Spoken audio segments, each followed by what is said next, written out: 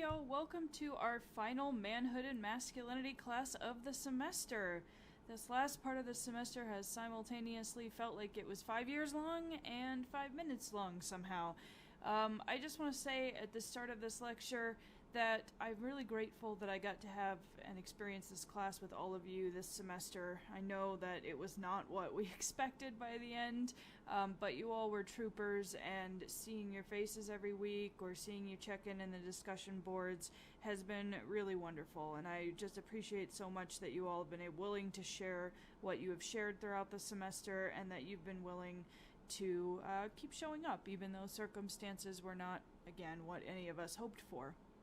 So today I'm not going to lecture so much on content. Instead, what I'm hoping to do is a little sort of end of the semester roundup of what we've learned that might help us as we proceed to our Zoom discussion after this. Think through some questions, not just about masculinity in the past and how it's been defined historically, although we are going to do that, but also to think about the future of masculinity. What should happen with constructions of gender? What would you like to see happen? And how should we go about thinking about masculinity as we move on from this class and move on as people who experience gender and gendered expectations in our world every day? So I want to start this conversation just by going over some of what I think are takeaways or big themes that we've discussed in this class, just as a way to kind of solidify our thinking about what we've done so far. So, one thing that I really want to stress as a takeaway from this class that I've been trying to sort of stress all semester is that manhood and masculinity are cultural constructs, which is not necessarily to say that there is no kind of biological reality of maleness or anything like that. I think we're going to have nature and nurture debates for quite some time. And yet, what I hope that we've learned by studying masculinity, which, as we learned in our Female Masculinity Week, isn't exclusive to men, what I hope you've learned by studying that is that what it means to be a man, or what it means to be masculine, has actually changed dramatically over time. And not just over time, but also in relationship to a variety of factors that existed even contemporaneously, right?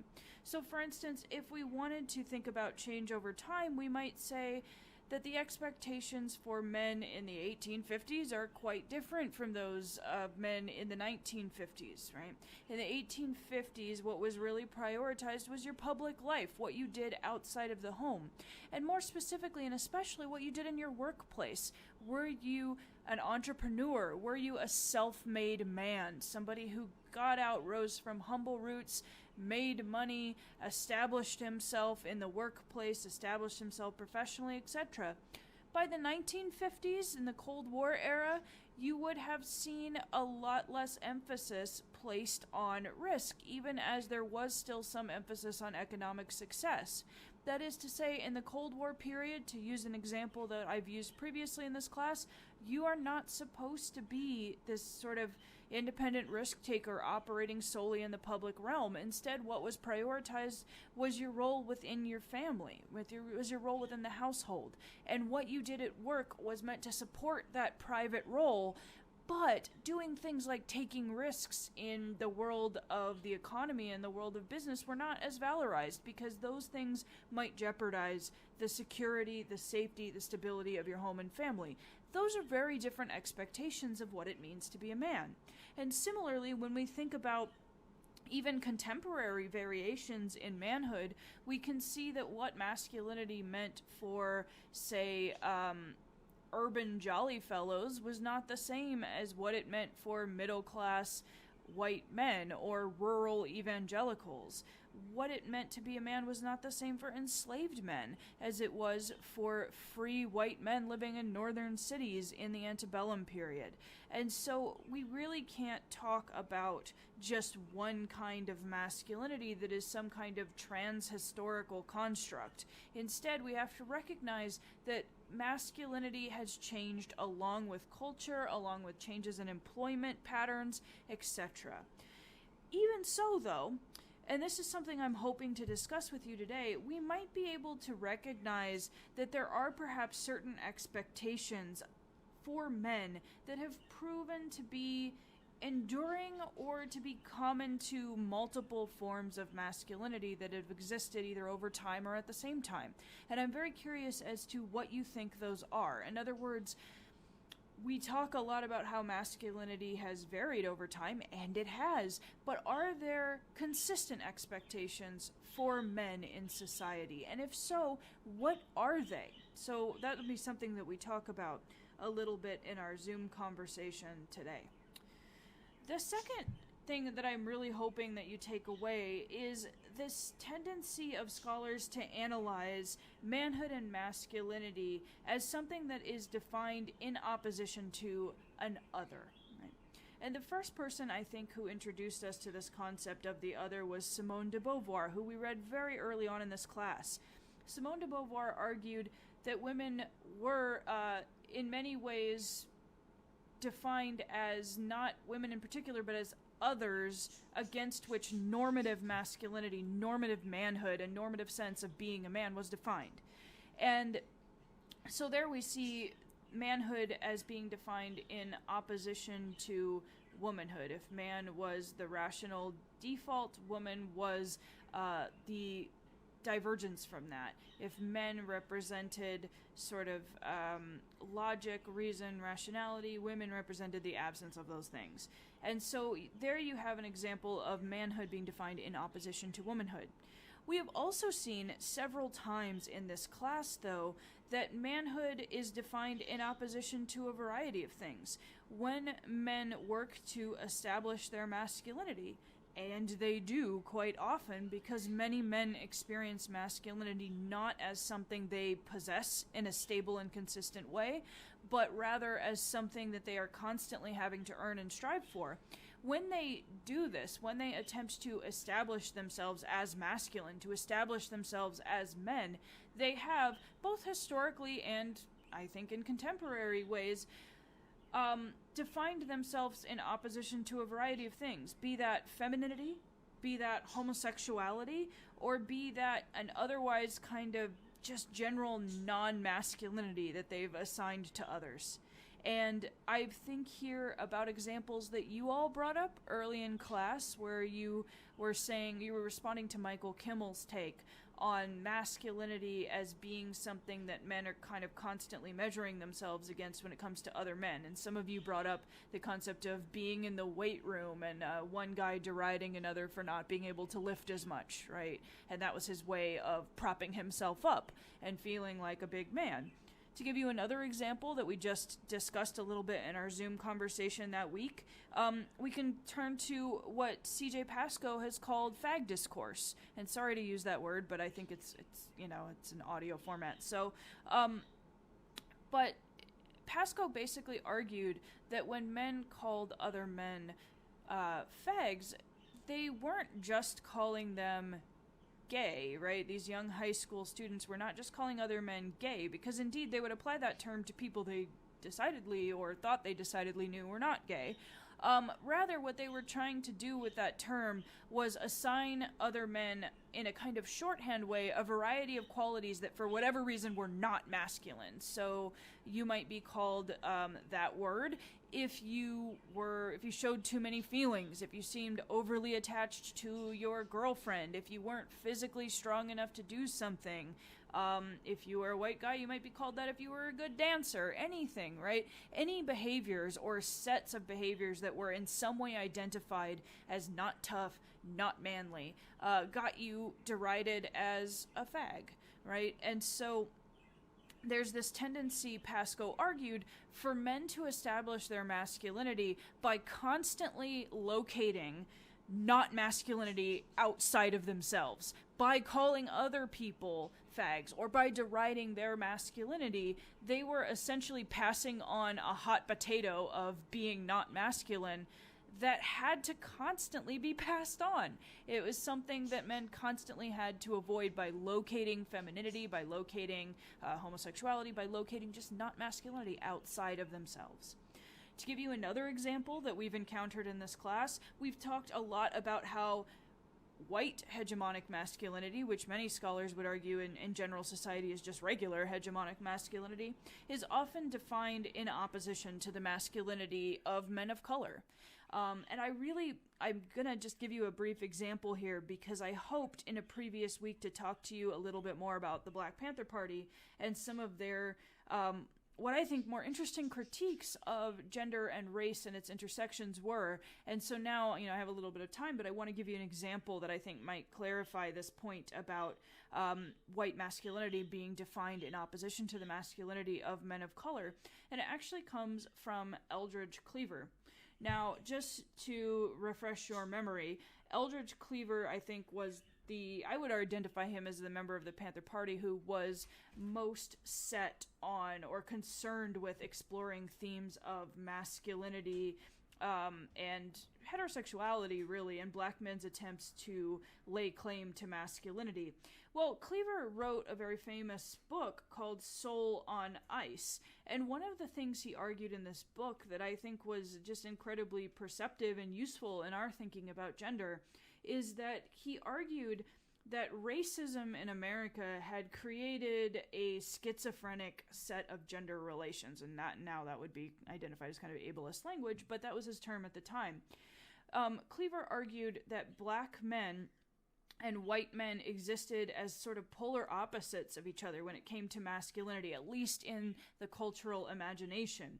Cleaver argued that black men had become what he called the super masculine menials, meaning people who were denied education and other opportunities for sort of social and economic betterment, and whose masculinity was thus defined primarily by their physicality. Okay, so black men are thought of as being masculine only insofar as they are physically strong, physically developed, etc.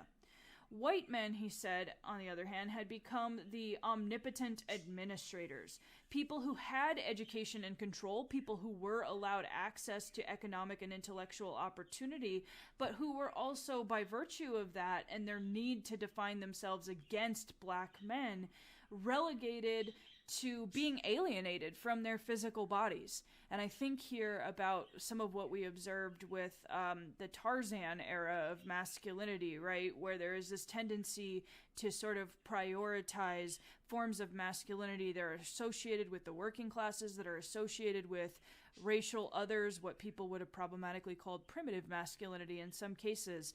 And you had these white office workers sort of yearning for what they saw as the opportunities for physicality and physical strength that were granted to men of lower socioeconomic and racial status. And so Cleaver is very much commenting on this phenomenon that white men have come to represent the mind, whereas black men have come to represent the body. And he thought that this was a source of great anxiety for both white and black men. And he said it was similar with black women and white women. Black women, he said, were rendered Amazons who had independence and strength, but who were denied access to femininity, right? Who were denied the recognition of their womanhood. Whereas white women, he said, were defined as ultra-feminines, who were regarded as real women, who were worthy of men's sexual desire and attractive, but who sacrificed or were demanded to sacrifice their independence to achieve that. And so he said both groups essentially yearn for what the other has because their sense of themselves as racial and gendered people has been defined in opposition to other groups. And so Cleaver actually believed that a lot of white men's oppression of black men and efforts to deny them access to women was rooted in white men's desire to control a masculinity that they envied. And so Cleaver's analysis here is pretty complex and I think sheds light on a theme that we've had consistently throughout the course, which is, again, that oppositional definition of masculinity. Another thing I hope you'll take away from this class is that we are arguably living in an era where I don't think, and it sounds like a lot of you don't think, that there is one singular hegemonic strand of masculinity. If Michael Kimmel said that the masculinity most associated with the 1850s, most dominant by that period, was a self-made man, I think we as a culture would struggle to come up with a kind of masculine ideal that single-handedly defines what is valued now in our culture.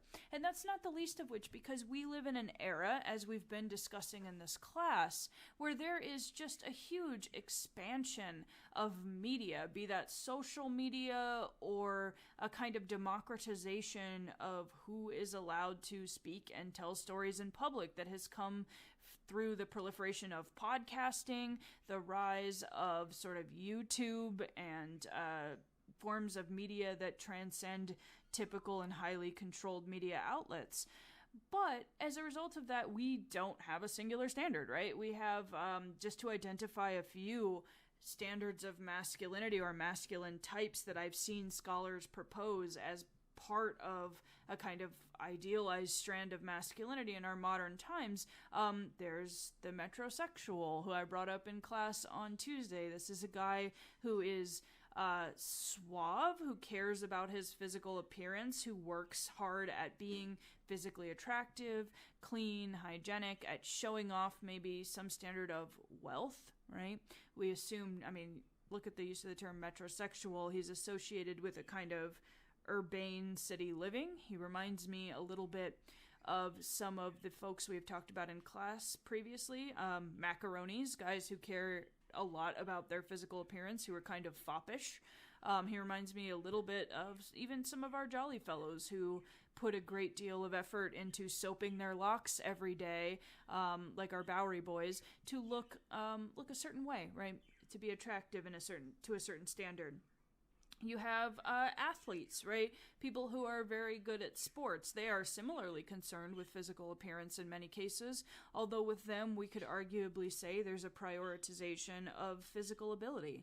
You have geek or gamer masculinity, right? Where there is not necessarily that same emphasis placed on physical appearance, placed on having a strong physical body, but there is a kind of masculinity that comes from having a lot of knowledge about something, from being very good at playing a game, or from knowing every bit of trivia about some sort of fandom related thing.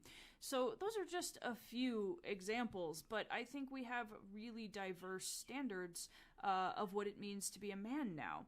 And yet, one of the things I think is really persistent, and I've gotten this both from our readings, from documentaries we've watched, like Tough Guys 2, and from talking to you and teaching this class in the past, is that despite the fact that we don't necessarily have a unified standard of what it means to be a man, there are a lot of men who feel deeply pressured by the demands that are placed on them by virtue of prevailing gender ideologies. And so one of the things we've talked about in this class is that what we might call idealized masculinity in American culture still to this day is often something that demands that men suppress their emotions, that they be tough, and that they be financially and socially independent. And this is something that Jackson Katz stressed, and it's something that I think Kimmel has stressed at various points as well. And by the way, I want to just very briefly touch on the fact that I'm using the term idealized masculinity here. Some of what I am calling here idealized masculinity, or some of what I have called in a previous lecture a form of hypermasculinity, especially when these things are associated with risk-taking or treating women in a kind of objectified way, what I've called hypermasculinity might in another context be something you've heard called toxic masculinity. And I mentioned in a previous lecture that this term has grown somewhat controversial among scholars of masculinity and even sort of public intellectuals and cultural commentators who talk about masculinity. On one hand, it has exploded in recent years. It was a term actually coined, I believe, in the 1980s. But if you look at internet searches or Google search data, etc., in the past few years, it's really just become very, very common. And you'll hear it a lot if you read about masculinity on the internet. But I just want to acknowledge very briefly, and in a way that might be thought-provoking for some of you, that some very prominent writers on masculinity topics have actually started to criticize this term. if not for being inaccurate, then for being potentially ineffective in thinking about how we might reach men who are feeling put upon or dissatisfied in some ways by what is expected of them by virtue of their being men. And so I wanted to just bring this to your attention. Michael Kimmel and Liz Plank, who wrote For the Love of Men, A New Vision for Mindful Masculinity a couple years ago, and this book got a lot of press, have both kind of tried to avoid toxic masculinity as a term in recent years because they say it has a tendency to make men defensive. In other words, when a lot of guys hear toxic masculinity, what they hear is masculinity is toxic and men are bad. You are doing something wrong. And instead, what I think Kimmel and what I think Plank have really wanted to highlight is not that men are a problem or that men are the problem, but rather the issue is what we culturally demand of people who are men. In other words, the toxic masculinity is not you personally, men are toxic. The toxic masculinity is a bad cultural standard or a set of unhealthy behaviors that are expected of men. And Liz Plank says that in order to kind of head off that kind of defensiveness and avoid seeming like we are scolding men who in many cases find themselves feeling like victims of existing cultural standards, we should instead talk about idealized masculinity. And Plank in particular talks in her book about how she went about interviewing the male subjects who form the kind of core of her arguments. And one of the things she did initially to get them talking was not to ask them about toxic masculinity. It was rather to ask them, what do you find most difficult about being a man? And by asking that question, which most of these men had actually never been asked before, she was able to then get them thinking about parts of masculinity that were not particularly working for them, that they were unhappy with, and get them to look more introspectively at that without necessarily responding with the kind of defensiveness they might had she launched right into a critique of toxic masculinity. So I'm curious as to what you think about this particular point, and I'm hoping we can talk about this in the Zoom discussion. Do you find this term useful as people who have now spent a whole semester studying masculinity, or do you agree with Kimmel and Plank that perhaps we should dispense with it?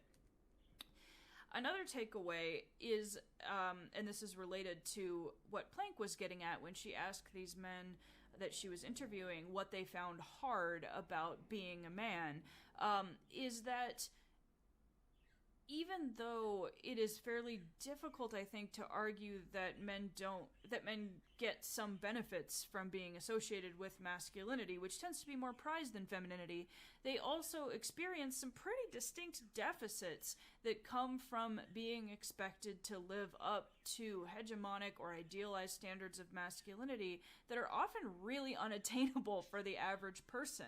There is a lot of pain these days, I think, among American men in particular, and maybe even among some of the folks who have been kind enough to share with us their experiences this semester. If we just look at kind of larger statistics, one of the things that we see is that as a result of being told that they cannot express emotion, that boys don't cry, that you shouldn't sort of let anybody dominate you, you shouldn't let your wife have undue influence over you for fear of being whipped, etc. You should always be a good provider, is that a lot of men's I don't want to say failures to meet those standards, but inability to meet those standards causes a lot of pain. Among other things, men are more likely to be both the perpetrators and the victims of violence. And we saw this when we talked about gun violence in Jackson Katz's documentary. Men are much more likely to commit suicide, which is not to say attempt suicide. The numbers for that are a little bit different, but men are more likely to, I don't want to say succeed, but for lack of a better word, end their lives as a result of suicide. And men live for a shorter amount of time than women, which may be in part biological, but as we revealed when we discussed the COVID-19 pandemic and its gendered dimensions last week, is also social and cultural to some extent. Men experience a great deal of physical stress, especially men who are finding it difficult to succeed economically and fulfill a kind of breadwinner role. They do more dangerous jobs. They just generally are less likely to go to the doctor to seek medical help, etc. And so one thing we can say is that masculinity can confer some benefits onto people, and this is what scholars have called the patriarchal dividend, but it also exacts a pretty heavy cost on a lot of the men who are forced and expected to live up to standards of what it means to quote-unquote be a man in our culture.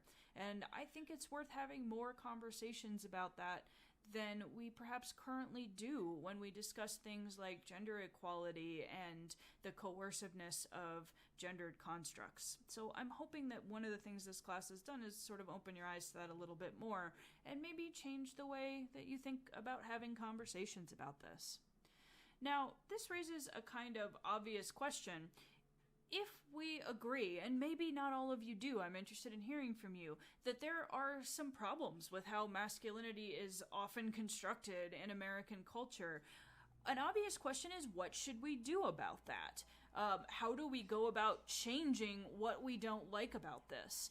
And I wanted to, just as a very sort of last icing on the cake type of thing, introduce you to a couple of ideas in that respect, because there are a lot of people thinking about this and they have some interesting points.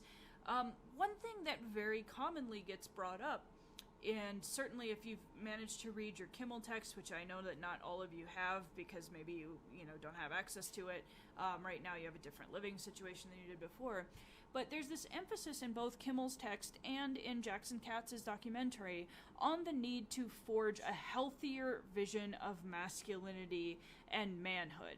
And I'm curious, for those of you who have spent some time thinking about this semester, what does that healthier vision look like? What do you think is a media portrayal of healthy masculinity that speaks to you? What do you think needs to happen in our cultural constructs of masculinity to get rid of some of the more negative or unhealthy or hurtful associations and components of masculinity as a cultural construct? And one of the views I want to introduce you to, just as a means of entering that conversation, is Liz Plank's. So Liz Plank is, again, the author of For the Love of Men, and one of the things she suggested is that that men start to more consciously think about gender, and as they did so, to not think of masculinity as something that required them to sort of pare down in order to be healthy. Instead, she says, look, you should think of your gender as a Swiss Army knife, okay? With a Swiss Army knife, you don't want to take away tools, right? There are lots of tools included. I mean, you can get very large ones that are kind of insane in the number of various little gadgets they include. She said, I want you to think of your gender as a Swiss Army knife. I don't want you to take away tools, because some tools that we associate with masculinity, even in negative ways, sometimes aren't inherently negative. So for instance, getting angry. Getting angry can be a healthy response. You don't have to stop getting angry about things to be healthy. But instead, she suggests adding tools where you need them. So instead of getting rid of anger, add some other tools, like the ability to communicate, the ability to share your feelings, so that anger isn't the only thing that you have to resort to when you find yourself in an uncomfortable situation. And so she also encourages men, without demanding that they remove tools, she said you might want to take a Marie Kondo approach to gender. In other words, men and women alike should look at masculinity and femininity and say, do the parts of this that I am examining bring joy, yes or no? And if they don't, toss them, right? If you are somebody that looks, if you're a woman who, likes to wear lipstick and do your hair and wear high heels, that makes you feel good, keep it, right? But if that doesn't bring you joy, toss it. And so that's sort of what Liz Plank has to say about sort of developing healthier gender ideas. We should Marie Kondo it and treat it like a Swiss Army knife. There are other people, though, and this is interesting and a little bit complex to bring up at the very end of our class, but I did just want to gesture to it. there's some other people that you might be familiar with, because I feel like this movement has kind of gained traction on social media and platforms like Twitter and Tumblr especially. But there's also people who say, instead of forging a healthier masculinity or forging a healthier femininity, we should dispense with gender. And by this, they mean a number of different things. The sort of people who often are referred to as post-genderist have a diversity of opinions on what exactly ending gender would mean. But one common point that they tend to make is that gender itself is sort of an inherently coercive construct, right? That is based, among other things, in an assumption that there is a clear binary between men and women. And so gender is this binary social construct that we read onto sex, right? Gender is what is expected of a man by virtue of his being a man, or what is expected of a woman by virtue of her being a woman. There are a lot of people who say, those expectations are always going to be coercive. There is no way to have gender that is non-coercive, that is entirely healthy, that doesn't make anyone feel inferior. And so there are people who actually would suggest that instead of trying to forge a healthier masculinity or femininity, we should actually just get rid of those things. Because once we have suitably divorced them from the expectation of a fixed biological sex that serves certain functions, they become essentially obsolete. And so I'm curious as to what you think about this. If you believe in forging a healthier masculinity or femininity, what should that look like? If you believe that the key to all of this is to just get rid of gendered expectations entirely and move towards a world in which we don't have something called gender, what would that look like for you? And I guess, how do you think it should be achieved? So that's what I'd like to talk to you about as we have our Zoom conversation today. I hope we'll be able to have a fun and open-ended discussion. I hope I hear from those of you who are not able to join us on Zoom on the discussion boards. Keep in mind that today, by the end of the day, is the last day to post your sort of participatory discussion posts from this semester. If I don't see you on Zoom, thank you all again. You've made this class lovely, and I will very much miss you, and I hope you keep in touch. All right, I'll see you on Zoom.